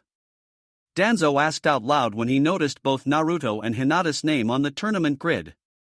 "You are more naive than I thought," Danzo. Toby spat. "Sending an assassin against To's too pathetic," Toby said, and Danzo narrowed his eyes at him. "You put a wrench in my plans even further. If I remember correctly, you asked me to deal with them since you weren't capable of it," Danzo replied in his neutral tone. "Besides, does it matter at this point? They played us both for fools," Danzo said. "What are you going to do now?" Toby asked. "I will continue as planned. I've come too far to simply withdraw," Danzo explained, getting up from his chair, his teacup falling to the ground. "I hope you know what you are doing," Toby warned. "Our plan maintains, correct?" Toby asked, and when Danzo nodded he swirled away. Damn it, Danzo thought as he called his two servants and went for an adjustment of plans. Where the hell is Sai? Chapter 56, Quarter-Finals. Welcome. The Raikage deep and strong voice echoed through the arena. The arena, while much like the one on Konoha, was significantly bigger. Almost a quarter-mile in length with towering walls surrounding it and, of course, plenty of sitting places for the crowd. Welcome to the Jounin exams, the Raikage continued, seeing that the noise had started dimming and everyone's attention was focused on him. The Jounin exams, one of the biggest events possible in any of the great shinobi villages. This was so much bigger than the Chunin exams. The village hosting the Jounin exams received a large increase in their economics and politics. The Jounin exams was, after all, a very important event. Only the best and brightest of each village were sent to these exams. Each village sent their best men and women and displayed them to the world. Much like the Chunin exams, this one was a substitute for war. The main reason as to why these exams were so much bigger than their counterpart was for the spectacle. The competitors in the Chunin exams are only genin, most charging straight forward without strategy, chucking kunais and shurikens wildly at their enemy, throwing wild punches and blind kicks until one finds their target. No, these exams were so different. Every competitor was a Chunin, strong and qualified enough to pass the first two stages. Of the dozen of competitors, only the cream of the crop were chosen, only the best of the best. Most of these Chunin had vast battle experience, and like the main point of this tournament, they had arrays of ninjutsu, perfect for entertaining the crowd, particularly one filled with leaders and daimyos who might fun Kumobikure. Today you are all in for a special treat, the Raikage shouted with a twinkle in his eyes, making the audience slightly chuckle. We have two teams from Konoha, one from IWA and another from our very own Kumo, the Raikage explained, and noticing that the crowd understood he carried on. They have proved themselves worthy of stepping into the arena, and without further ado I present you the contestants of the Jounin exams, the Raikage shouted, and crowd started clapping as every single participant entered the arena. A strong introduction, the Raikage nodded in acknowledgement to the voice in his right as he sat down. The man sitting at the Raikage's right was none other than our very own Arosenin, as a certain blonde teen called him. Behind Jiraiya stood both Blue, Tobirama, and Green, Hashirama, posing as bodyguards. It's a shame that the Hokage couldn't attend, the Raikage said, testing the waters for the reasons behind Tsunade's absence. You know how it is. Being Hokage is a full-time job or even sleep sometimes, as evasive Jiraiya explained, and the Raikage seemed to murmur something in agreement. Though you don't seem to miss that such a kid, Jiraiya carefully threw out, interested in the Raikage's opinion. I understand the Mizukage not being here since no Kiri team qualified, but we have one from IWA, Jiraiya explained. He's gotten old, the Raikage said offhandedly. It's time for him to pass the torch into the next generation, but you know him as well I do. He's a stubborn old man, the Raikage said, and Jiraiya simply chuckled in agreement. It's starting arena, look sharp you fools. Everyone competitor in the arena turned their attention towards the arriving Kumo shinobi. The man had dark skin and a muscular build, as well as white hair and a goatee. On his right shoulder, he has a tattoo of the kanji for iron, and on his left cheek, he has a tattoo of a bull's horn. He wore oval-shaped sunglasses and a white-colored forehead protector. He also had his village's standard Anestra Pavaron shoulder flak jacket and a long, red rope belt tied around his waist, the standard Kumo hand and shin guards, shinobi sandals, and a white scarf around his neck. B. Naruto exclaimed, surprised to see the last remaining Jinchuriki outside of Konoha. Long time no see, Niniobi replied, lifting his right fist, and Naruto hastily fist bumped him. This chakra. Gyuki thought when he felt a small sample of Naruto's chakra seep into his host. Could he be? Gyuki wondered, taking a closer look at the Nine-Tails host. So you are the examiner? Naruto asked, and B nodded. Gather up and look sharp, everyone, B ordered, and the contestants lined up perfectly facing the crowd, who roared in applause. Welcome to the final stage of the Jounin exams, fools, B said, and A's eyebrow twitched in the Kage's seats. The first match is Taiseki of IWA against Nara Shikamaru of Konoha. The remaining contestants, please empty the arena and wait your turn, B said, and everyone vacated the arena, save for Taiseki and Shikamaru. Good luck, Shika, Naruto said, and Shikamaru nodded. Yeah. Kick his ass, Tenten yelled from the balcony. Please, Kuratsuchi scoffed. We have done our research about you. Nara Shikamaru of the Nara clan, medium ninjutsu skills, subpar taijutsu and non-existent genjutsu. Taiseki will tear him apart, Kuratsuchi explained. Perhaps, Naruto said half-heartedly. Kuratsuchi raised an eyebrow in surprise at his reply before shifting her attention to the arena. She's right, Hinata whispered, loud enough for only Naruto to hear. Shikaken doesn't stand much of a chance against a bulky nintaijutsu user like Taiseki. Have a little faith, Naruto smirked, and Hinata raised an eyebrow in doubt but nodded nonetheless. Arena Taiseki of IWA vs. Nara Shikamaru of Konoha said as both opponents stood facing each other, a few meters away from each other. B walked up to them, standing halfway from both of them. Both contestants ready? B asked as he raised his arm.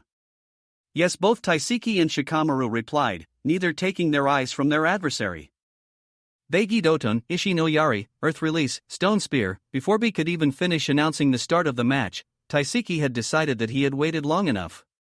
With 3 quick hand seals, he slammed his hands on the ground. The ground rumbled slightly as the earth was tore apart, and from the opening, several razor-sharp spears made of hard stone were hurled towards Shikamaru.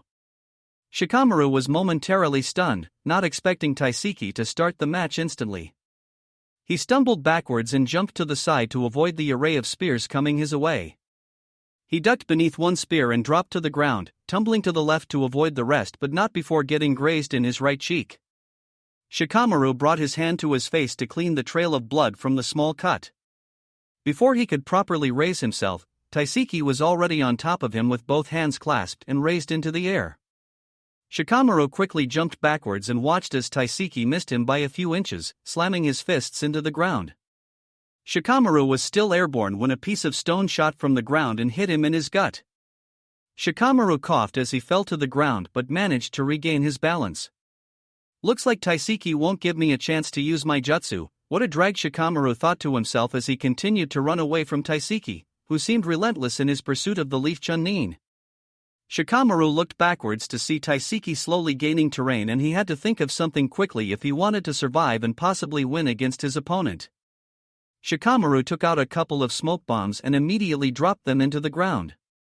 Taiseki hasted his progress as his vision was clouded in pitch-black smoke. He carefully looked around and instantly ducked just in time to see a few kunais zip past him. Doton Doryohiki, Earth Wall, Taiseki said as he kneeled to the ground and raised a stone wall around. It was the right choice since several kunais embed themselves in the wall and promptly exploded, tearing the defensive wall apart but inflicting no damage on Taiseki.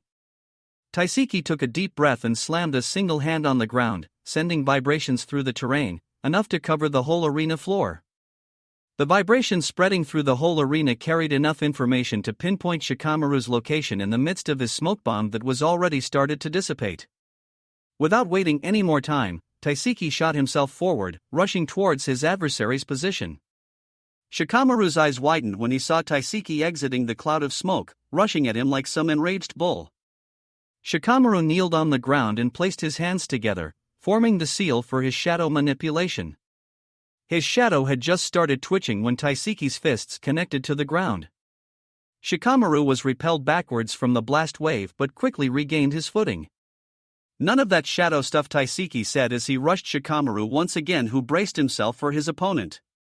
Taiseki knew that he outclassed his opponent in taijutsu by far. Taiseki sent a straight punch and Shikamaru quickly brought both of his arms together to block it. Smack! Shikamaru was blown backwards from the force of the punch and hit the arena wall, leaving a small indentation as he fell to the ground. Shikamaru coughed and tried to regain his breath only to have a small shadow being cast over him. He quickly looked up to see Taiseki on the air and aiming his fist at him.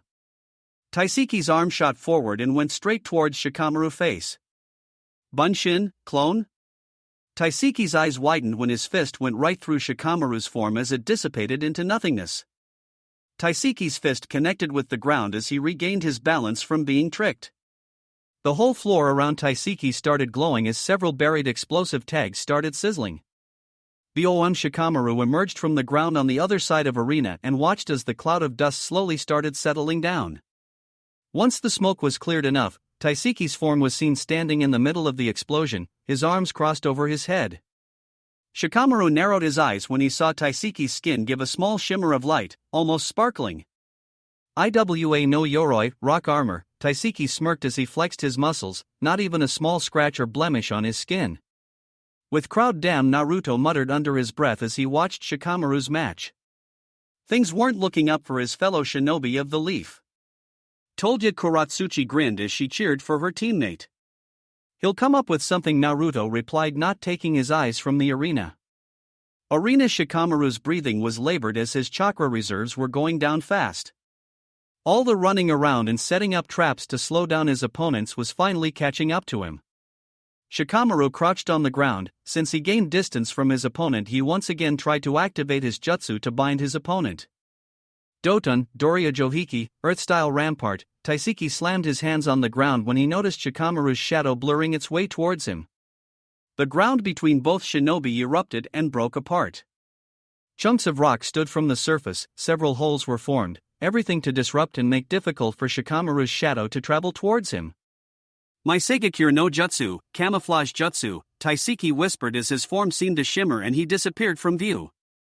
With his scent and shadow gone, invisible to the naked eye, Taiseki started stalking Shikamaru like a hungry lion. That isn't good, Shikamaru thought to himself when he saw Taiseki making himself invisible and completely disappear from view. Shikamaru took a whiff of the air, but his opponent's scent was nowhere to be found. Shikamaru was concentrating on trying to find his opponent when he noticed a sudden shift on the air. He felt a very strong and hard fist connecting with his jaw as Shikamaru was sent flying through the air until he hit the ground with a resonating thud. Shikamaru shakily got up and braced himself for the next hit. He knew that he only needed a small window to win the match. Without wasting much time, he took a scroll from his pouches and immediately spread it on the ground. He slammed his foot on the kanji written on it and a fountain of water burst from it. Shikamaru concentrated chakra on the scroll as the water poured out of it, and in an instant it had covered the whole arena floor. Shikamaru waited for the water to calm down and started watching its surface for any ripples. Blop, Shikamaru immediately threw himself to the right as Taiseki's fist connected with the ground. Taking opportunity on Taiseki's slip, Shikamaru brought his knee upwards and slammed into Taiseki. Shikamaru winced when he felt the hardness of Taiseki's rock armor, but that was sufficient to disrupt his invisibility and momentarily stun him. Shikamaru quickly jumped backwards and started flashing through hand seals. Taiseki quickly recovered from the blow and started searching for Shikamaru, but it was too late as Shikamaru had finished his jutsu. Genjutsu, Shikamaru said as Taiseki focused on him. Kokwanjiu no Jutsu, journey into black darkness. Taiseki's whole world started darkening until it was replaced by a black void. Deprived of all sight, Taiseki started panicking, and that gave Shikamaru enough time to complete his plan. Kagemain no Jutsu, Shikamaru's shadow quickly shot from his position and in no time connected to Taiseki's still form, binding him to Shikamaru's moves. Concede, Shikamaru ordered as he disrupted his genjutsu and forced Taisei to bring a kunai to his own neck. Taiseki struggled against his opponent, but Shikamaru managed to hold him in his place. Fine. I concede, Taiseki spat as the shadow hold loosened. Winner by surrender, Nara Shikamaru of Konoha be said, and the crowd erupted in cheers, especially the Konoha section of competitors. With crowd yeah, both Tenten and Rock Lee yelled loudly as Shikamaru made his way towards the stands and dropped down to his seat. Unbelievable, Kuratsuchi muttered when he saw Taiseki getting defeated. I told you he would come up with something. He isn't one of Konoha's greatest minds for nothing, Naruto said, turning his head to look at Shikamaru, who seemed to be dozing off. You are all good, Shikaken, Hinata said as he finished patching up Shikamaru. Although you will be sore tomorrow, I intend on doing nothing tomorrow, Shikamaru replied as he dropped his head down and closed his eyes to sleep while he could. He had already figured out the winners of the next matches, so why bother watching? Senju, Naruto and Rin, please come to the arena for the second match, be shouted from the arena floor, and both contestants nodded. Naruto got on top of the metal railings and leaped downwards, landing gracefully on the middle of the arena with his armor rattling. He brought his right leg up and slammed his foot on the ground. The whole arena shook from the impact as the water from the previous match dissipated and the whole arena was flattened. Show-off Hinata shook her head when she heard the shocked breaths from the crowd. And he says he doesn't like the attention, Hinata muttered as she leaned on the railings to watch the next match. With Kage's "now this I want to see" said as he leaned forward, diverting all attention to the ensuing match between Naruto and Ren. Really? Jiraiya asked with surprise in his tone. Of course, I replied, never looking from the arena. He was already very strong when we fought together 3 years ago. I reminisced of his battle. Being a Kage, stamping papers was the closest thing to action you did all day. I wish to see how much he grew, then I believe you will be in for a show. Jiraiya replied. Both grinned as they looked towards the arena. Arena's second match of the tournament. Senju Naruto of Konoha against Rin of IWA. Both contestants ready? B asked, and both Naruto and Rin nodded. Begin, B said, and jumped backwards. Rin immediately jumped backwards to gain some distance from her opponent and began staring back at him. Interesting, Naruto thought to himself as he watched Rin standing in front of him with a determined face. His Sharingan flared to life to further analyze his opponent. What's so interesting about her? She's the one that almost fainted when she felt your chakra, Kurama replied through his mind link. You forget that she most likely felt you as well. But don't look closely at her, Naruto said, and Kurama acknowledged him and looked intently at Rin. I don't get it, Kurama said, and Naruto shook his head. Her clothes seem brand new and yet they have tears. Her eyes betray how tired she is, her skin looks pale, her knuckles show fresh wounds, her legs and arms show cuts that she didn't have last time. Do you see my point now? Naruto asked, but Kurama remained oblivious. She may be the one who almost fainted from my chakra, and yet here she is. She worked hard all month long. It seems I don't like to brag, but I do have a reputation. She seems nothing special, and yet she seems very determined to win, Naruto concluded. If there was one thing that Naruto valued was hard work and determination. Having made up his plan for the match, Naruto slowly bent his knees and leaned forward, taking both a defensive and offensive stance. He was going to take this from the beginning, wanting to know what Rin could do in battle. Naruto shot forward at moderate speed, slowly closing the distance between himself and Rin. Rin saw Naruto closing the distance between them rather fast and swiftly pulled a couple shurikens, hurling them towards the incoming threat with deadly accuracy. Rin watched as the shurikens closed in on her target, and just as they were about to make contact, Naruto's figure seemed to blur and disappear from view. Rin blinked as Naruto disappeared from her field of vision, and immediately her heart sped up from a mix of panic and adrenaline itself. Rin threw herself to the right, rolling on the ground as Naruto appeared behind her, with this right leg lifted and poised to strike. Seeing that he missed, Naruto regained his balance and shot towards Rin, who braced herself. No time for shurikens this time.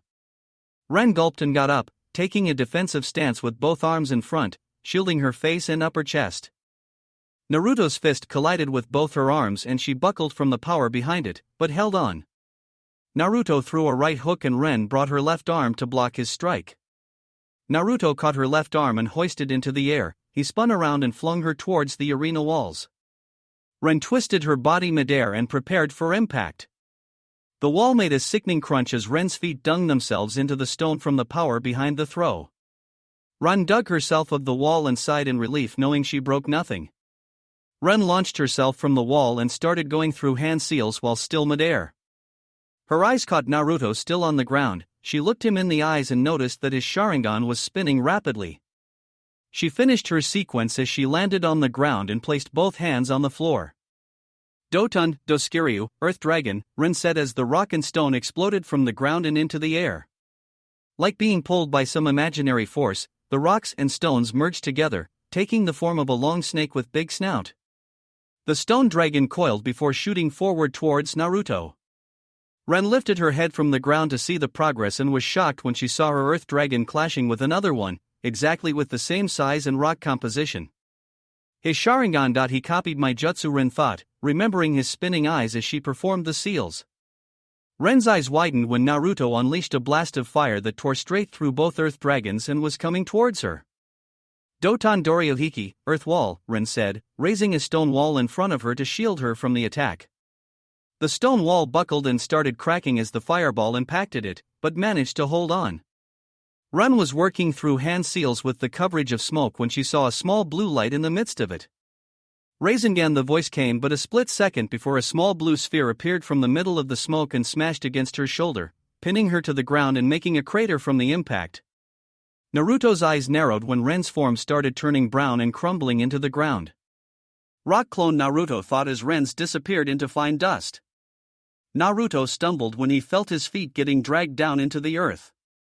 Doton, Ryusa, quicksand, Ren changed the composition of the earth beneath Naruto's feet, trapping him into a quicksand trap. The more Naruto struggled, the more he sank until he was neck deep. Pretty good trap, Naruto thought as his form vanished with a yellow flash, teleporting to the Shiki seal he had left on her when they exchanged blows in the beginning of the match. Ran must have sensed him because she turned swiftly around, only to meet with a strong fist right to her jaw. Ran was sent flying and crashed into the ground. She groaned as she got up and dusted her clothes off. She nursed her jaw that was already showing signs of swelling.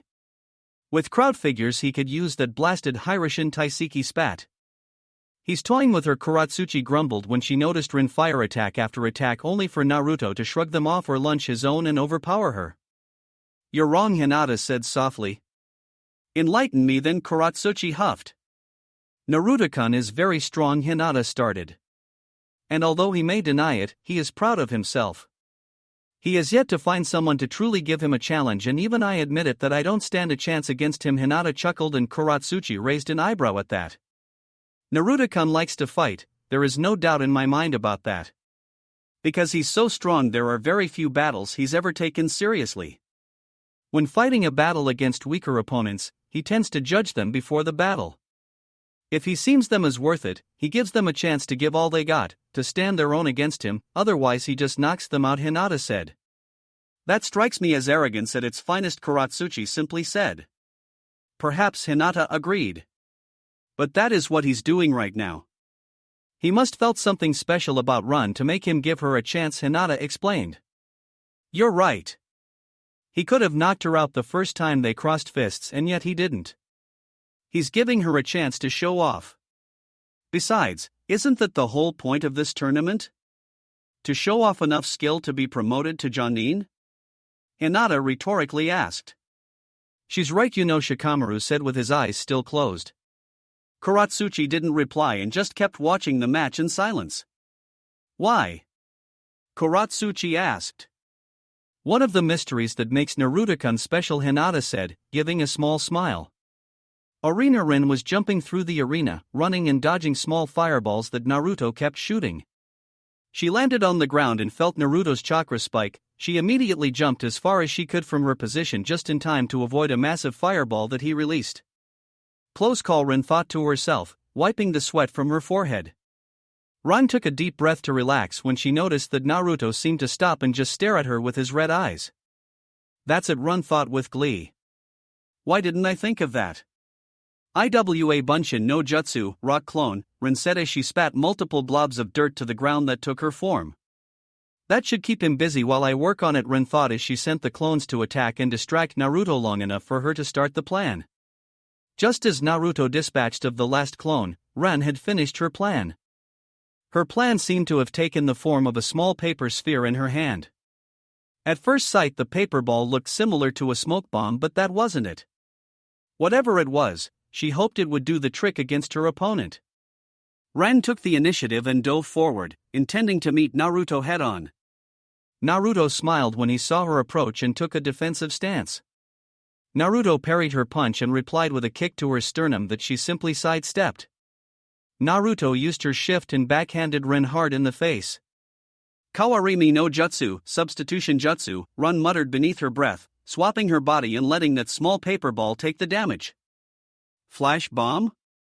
Let's see then, Naruto chuckled and thought when he saw the paper ball appear in Ren's place.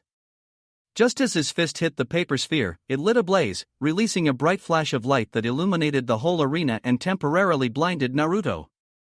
Yes, Ren nearly shouted when she saw Naruto forcibly close his eyes and momentarily stumble. Naruto shook his head and brought his hands to his forehead, lowering his forehead protector to the front of his eyes. It was a solid plan from Ren's part, disabling the eyes of an Uchiha. Naruto stayed still for what seemed to be mere moments until Ran noticed several red markings on his cheeks and 2 concentric circles on his forehead. Ren gasped and took a step back when she felt his chakra spike. She gulped as she felt his aura. It radiated so much power that it seemed insane. Focus. Rin snapped from her shock when she heard Naruto's voice. The battle has just began. Show me your worth, Naruto said, and Rin renewed her efforts. With crowd, really? Hinata thought in disbelief. Senjutsu? I wonder what she has to make you push her to this level. Hinata, though, with her curiosity sparkled as she watched the battle. Arena, don't waver, Naruto said as he parried another strike and punched her back. Push forward, Naruto stressed. Rin coughed as she crouched on the ground and took several deep breaths. Naruto allowed her to regain her breathing and motioned for her to come. Rin had a look of fierce determination as she got up and ran forward once again. Her chakra stores were wasted, taijutsu and weaponry were her last resort. Her kunais clashed with metal sounds against Naruto's. Naruto saw Ren's breathing starting to get shallower and her heart rate slowing down. She spent, Naruto thought as he kicked her away, and she stumbled but regained her balance. Ren sensed Naruto appearing behind with his Hiraishin and threw her elbow backwards. Naruto easily caught her elbow and placed a kunai at her throat, signaling the end of the match. I never stood a chance. Ren slid to the ground, taking deep breaths. Her chakra stores were depleted, she was tired, bruised and defeated. True, Naruto replied honestly. But you did your best and there is no shame in it. Besides, you are a very good sensor. Better than me, and with enough practice I think you will reach the same level as Senju Tobirama, the second Hokage, Naruto replied, and Ren's jaw dropped. Really? You think so? Ren asked hopefully. Nobody in her village had given her hope to her talents. She didn't have raw power, and her other skills besides sensing seemed nothing special. Sensors are severely underrated, Naruto started. Having the ability to sense chakra is very useful. Feeling what the enemy is doing, feeling the opponent molding chakra before the technique is actually used, knowing what the enemy will do beforehand is extremely important. Chakra sensing is similar to the Sharingan in that regard, in reference to predictive abilities. During this battle, you may not have noticed, but I saw you reacting before I did my jutsus, even if you didn't notice yourself. That just means you are a natural sensor, and that is very rare. So trust me, evolve your gift until you can do it without concentrating, and train it until it becomes second nature. Believe in yourself, Naruto finished. Winner of the match, Senju Naruto said, and crowd erupted in cheers. It had been a great match between shinobi of two very conflicting villages. Naruto approached her and extended his hand for her to take. Ran looked up to see Naruto offering his hand, his eyes had revolved back to the usual blue. She was spent and he didn't even seem tired. Thanks, Ren muttered as she took her hand and stood up. Ren of the Gushiken clan, Ren said, shaking his hand. One, Naruto of the Senju clan, Naruto replied, and the crowd cheered. What was this all about? Kurama asked, narrowing his eyes in Naruto's mind. I've caught a glimpse of what she could be, but I can only do so much, Naruto cryptically answered as he watched Rin being taken away by the medics. Besides, I'm finding peace. One step at a time with crowd. That was kind of him, Kuratsuchi said with confusion mixed with interest. Damn him, Kuratsuchi muttered in thought. Now she was conflicted. She came to Kumo determined to give Leaf Shinobi a hard time since they were from the Leaf, and now this one gives Rin something she never had, incentive. Hope. Naruto-kun is kind and strong. Yes. This is what youth is all about. Lee yelled with fire in his eyes. Yosashishta, I will strive become as kind and strong as Naruto-kun, Lee shouted to the heavens, pumping his fists in the air while Tenten just shook her head at Lee's antics. Who do you think he is? Hinata asked with a raised eyebrow. Some unemotional weapon for the Leaf? And Leekin is right. I'll have you know that he is a very kind person, Hinata huffed. Taiseki huffed and crossed his arms. I guess, Kuratsuchi replied, bringing her hand to her chin. Although the bingo book does portray him as rather ruthless and some kind of monster, and after what he did in Kiri I can't but doubt of his kindness. He is ruthless but only to enemies and those who bring harm to those he holds dear, just like anyone else really.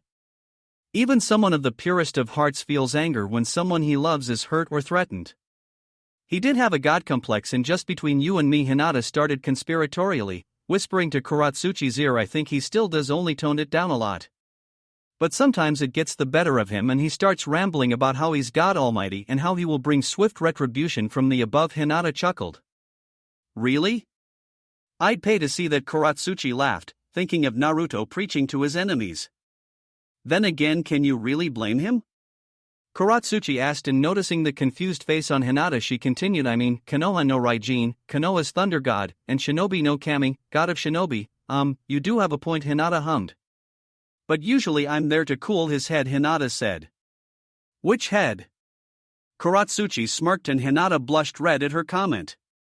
Tenten and Lee's jaw dropped and even Taiseki opened his eyes and blinked at her comment. Pervert, Hinata muttered. Hey guys, Naruto said as he arrived and noticed everyone looking at him with strange faces. What happened? Naruto asked when he noticed Hinata trying to hide her red face between her hair. Nothing, Hinata replied very quickly. Right, Naruto drawled, but everything returned to normal quickly.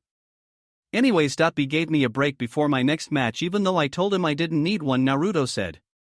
Yes, Kuratsuchi began with a normal face. I think your stamina does come in handy, Kuratsuchi said, and Naruto looked at her strangely while Hinata just wanted to hide in a corner. Unbelievable, Taiseki said, shaking his head. Fraternizing with tree huggers, give it a rest, Taiseki, Kuratsuchi replied harshly, and Taiseki simply huffed and closed his eyes again, ignoring the rest of chatter around him.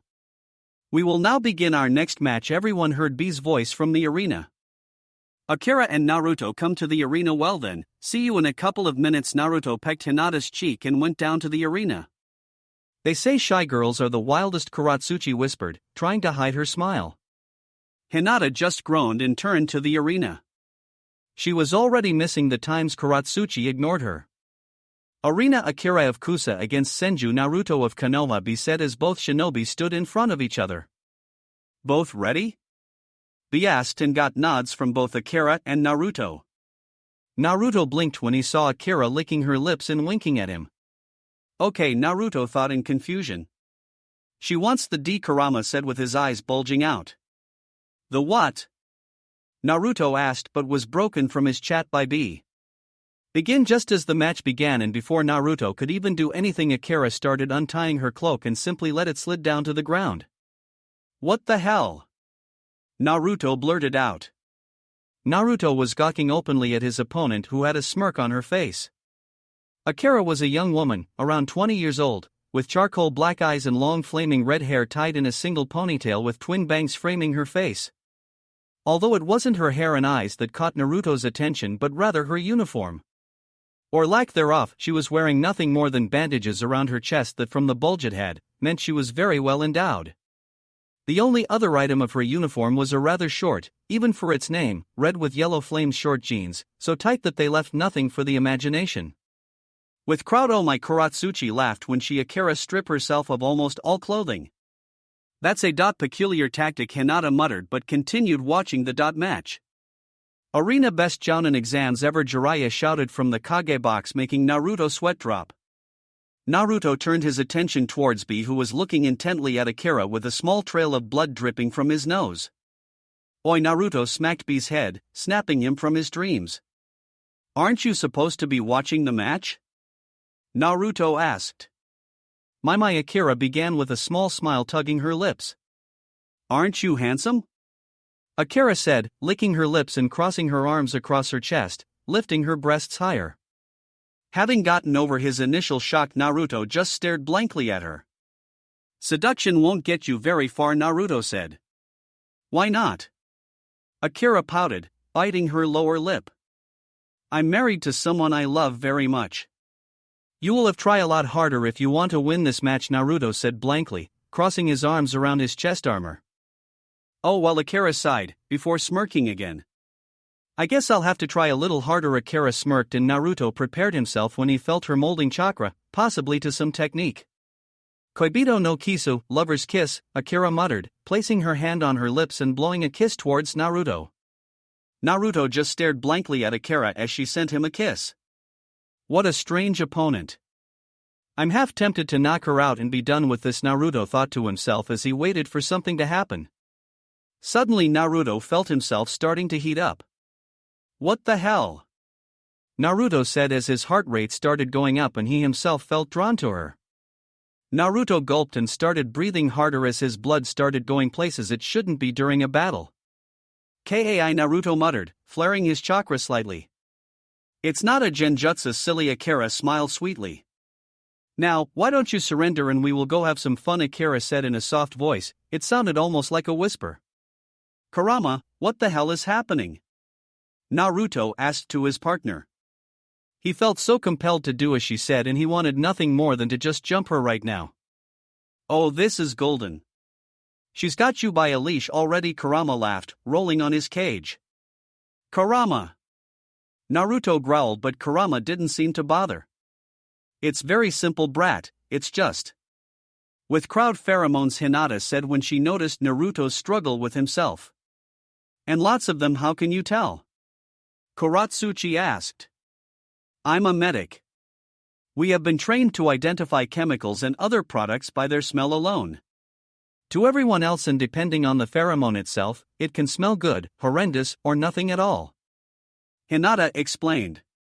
Since Naruto-kun is in that state, it's obvious she picked the right one against him. You seem to be taking this very well, considering Naruto was almost drooling over her. Tenten pointed towards Akira in the arena. It's a natural reaction from the human body when exposed to pheromones. Hinata shrugged her shoulders. Besides, I can do the same thing she's doing without pheromones. Hinata grinned. Arena, it's very simple, brat, it's just pheromones, Kurama said, wiping the tears from his eyes. Oh, Naruto replied stupidly. I'm an idiot for not thinking of that. Naruto shook his head.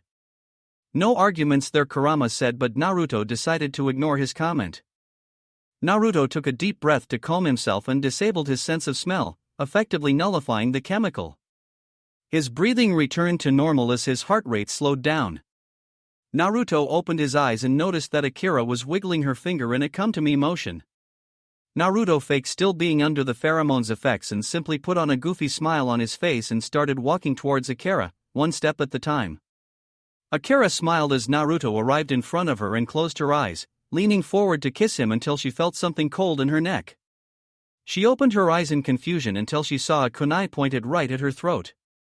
It was a good plan. My Sharingan can only see chakra normally, and since I wasn't looking for airborne chemicals, I missed them. Naruto smirked. And it would most likely worked if not for my partner? Akira asked in shock. She had never lost against any male and even managed to get females to drool themselves into unconsciousness. Kyubi explained your little plan and I simply stopped smelling, Naruto said, and Akira's eyes widened until she dropped her head. My pheromone release, failed. Akira hung her head. That sucks, let me go, Jiraiya yelled from the Kage box, struggling against both Blue, Tobirama, and Green, Hashirama, who were holding him from jumping into the arena. She is in danger, hang on my love, I shall come for you, Jiraiya wailed from the balcony, making everyone sweat drop at the pervert's antics. Maybe you should tone your ability down now that you lost. My godfather is already crazy as it is, Naruto said, shaking his head in disbelief. Where is Tsunade to make him behave? I guess, Akira muttered as she stopped producing pheromones, and Jiraiya blinked before coughing to hide his embarrassment. The Raikage was simply holding his stomach in laughter at Jiraiya's actions. Truly the greatest pervert of the elemental nations, it choked out. Winner, Senju Naruto of Konoha said. With crowd Heiji, Naruto was cut off with Hinata jumping on him and smashing her lips against his with a fiery kiss that ended sooner than she wished. What was that for? Naruto asked. Just because, Hinata said with her arms around his neck. So it's not because of the match I just had? Naruto asked, chuckling. Nope, Hinata replied innocently. Were you jelly? Naruto asked with a teasing tone, making Hinata quickly shake her head in denial. Oh, you were, Naruto teased. Say it, Naruto ordered playfully. No, Hinata stood her ground, barely restraining a smile. Naruto's hands quickly went to her stomach and he began tickling her. Stop it, Hinata giggled as she tried her best to stop Naruto. Say it, Naruto said. No, Hinata replied with tears welling up in the corner of her eyes. Get a room, Tenten coughed, breaking the couple from their actions. Hinata smiled and winked at Naruto before turning to face Tenten. You are welcome to join in, Hinata said, and Tenten sputtered before going so red she nearly fainted. Hinata, Tenten shouted from embarrassment. You're lucky. How come Niji doesn't do sweet stuff like that? Tenten whined. Naruto hummed and turned towards Tenten. Did you remove his appendix? Naruto asked. Appendix? Let me rephrase that. Naruto begun with a grin. Did you remove the stick up his ass? Naruto asked and Tenten's jaw dropped. Naruto-kun, Hinata chided, but Naruto just laughed. You know how Neji-Neozan was raised. He will never do stuff like this. At least, not in public, Hinata explained. Tenten replied but was interrupted. Kuratsuchi and Hinata to the arena, please be called from the arena. Let's give them a good match, Hinata said, and Kuratsuchi nodded. I intend to. Kuratsuchi smirked as both walked to the arena for their battle. Arena. Kuratsuchi of IWA against Senju Hinata of Konoha be said as both contestants arrived at the arena and faced each other. Ready? B asked and got nods from both. Begin. The moment B started the match, Hinata blasted forward towards Kuratsuchi, wasting no time to engage her opponent. Kuratsuchi started running away, knowing very well the golden rule against fighting her opponent. No matter how unskilled the opponent may seem, never engage in taijutsu against a Hyuga. Kuratsuchi remembered the words of her sensei. Yoton Sekijio no Jutsu, lava release quicklime jutsu, Kuratsuchi said, expelling multiple blobs of quicklime against the approaching enemy. Suetun Teppadama, water bullet. Hinata fired multiple water bullets from her mouth, one bullet for each globe of quicklime that Kuratsuchi had thrown. The water collided with the quicklime and quickly hardened it, making it worthless, nothing more than simple flying chunks of rock. Hinata dodged the hardened quicklime and jumped into the air, meeting with Kuratsuchi with a raised leg. Sutenkyaku, heavenly foot of pain. Hinata performed a falling axe kick. Kuratsuchi sidestepped and jumped away as Hinata's foot crashed into the ground, making the whole arena shake from the impact and leaving a crater behind. Holy Fuko! Kuratsuchi's eyes popped out of her skull. The blast alone would have killed me, Kuratsuchi muttered in shock as the dust cleared and Hinata stood in the middle of the crater, cracking her knuckles. Hinata dashed forward and Kuratsuchi did the only thing that came to mind when she noticed the crater. She ran. For her life and bones. Alright, come on, Kuratsuchi. Think. Kuratsuchi raked her brains for some type of strategy against the incoming Hyuga girl. Kuratsuchi knew that she couldn't engage in taijutsu against a Hyuga. Their taijutsu was deadly enough, but now factoring in that monstrous strength, and she had a ridiculous opponent to defeat. It would be only a matter of time before she was tired and Hinata would catch up to her. Any sneaky attack won't work as well. She will see me coming from a mile away with those blasted eyes. Kuratsuchi frowned as nothing came to mind. And here was she thinking she had done proper research on her opponent. Doton Doriyuso, Earth Spears. Kuratsuchi placed both hands on the ground. Several spikes protruded from the earth and shot forward, intending to skewer Hinata. Kuratsuchi muttered some profanities beneath her breath as she watched Hinata dodge the spikes with grace, no stumbling, no faltering and no lost momentum. She seemed like a juggernaut at this point. Kuratsuchi performed another earth jutsu and watched as an earth dragon rose behind Hinata and charged against her. As the earth dragon reached Hinata, she recoiled her right fist and slammed it head-on against the stone dragon. With a deafening bang that echoed through the walls, Hinata's fist drilled through the dragon as it was all but disintegrated in a matter of seconds. Without wasting a step, Hinata's form seemed to blur as she appeared right in front of a stunned Kuratsuchi who braced herself. Kuratsuchi was immediately on the defensive, dodging most of the attacks since blocking was a dangerous game against a Hyuga. Suetun, Mizurappa, wild water wave, Kuratsuchi thought, launching a wave of water from her mouth and aiming straight at Hinata's eyes, in an attempt to momentarily stun her and take hold of the match. Kuratsuchi's was shocked when Hinata closed her eyelids before she had even opened her mouth. The water splashed harmlessly in the Hinata's face and she continued her relentless assault with her eyes closed. Her Byakugan allowed her to see everything around her, even with her eyes lids closed. With a fast chest thrust, Kuratsuchi was flung back and tumbled through the ground. What the hell? Kuratsuchi snarled out loud as she shakily got up and took deep breaths, pushing the stinging feeling away. I can see chakra with my eyes. I saw you molding a water technique before you even opened your mouth to use it, Hinata explained, and Kuratsuchi grumbled and began running through hand seals. Predict this, Kuratsuchi shouted as she finished with her sequence and took a deep breath. Yotan yokai no jutsu, melting, Kuratsuchi released a large amount of lava from her mouth that spread into a broad, thin sheet as it traveled through the air. She arced her technique upwards, making it come down from the above against Hinata, and thus making it impossible to Hinata to jump away. Hinata watched the lava blanket block the sun from view, with her being beneath it. Kaiten Hinata started spinning as a blue dome of chakra appeared around her form. The lava simply dropped down on the blue dome of chakra and started sliding down the sides, into the ground. Kuratsuchi's eyes widened and she was forced to take evasive actions as her own technique is used against her. Due to Hinata's rotating defense, the lava was being repelled all over the arena, across all directions. Kuratsuchi jumped backwards, keeping away from the range. Hinata stopped spinning as Kuratsuchi noticed that she was completely unharmed. A perfect circle formed in the lava with Hinata being the center of it, without a single scratch or burn mark. Hakushu, air palm, Kuratsuchi bent down as a blast of air grazed her air. She looked backwards and saw the blast of air hit the arena walls, chunking it heavily. She didn't have much time to ponder on the power of the air palm as Hinata reached her. Hinata threw a left hook and Kuratsuchi quickly brought her left arm to block it. Kuratsuchi gripped Hinata's attacking arm by the wrist and twisted it, trapping it tightly beneath her armpit in an arm lock. Kuratsuchi's other fist started gaining a red hue as she powered it up with fire chakra, getting ready to strike. What the hell? Kuratsuchi blinked as Hinata's trapped arm seemed to turn into a bluish, somewhat translucent color. 2. Hinata's arm simply slid off of her arm lock like it was made of rubber. Kuratsuchi's eyes widened when Hinata's arms seemed to blur, and before she could do anything she was already midair with several stinging sensations through her arms and chest. Kuratsuchi landed on the ground with most of her chakra points blocked. She didn't get to think much on what happened as unconsciousness took hold of her. Winner, Senju Hinata of Konoha, be said, and the crowd cheered once again. Konoha was already 3 for 3.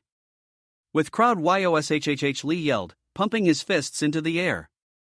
I'm getting all pumped, you smack. Stop it, Ten shouted back, smacking Lee on the head. You keep yelling and I'm knocking you out before we have our match, Ten warned, and Lee got a terrorized face before cowering under Tenten's wrath.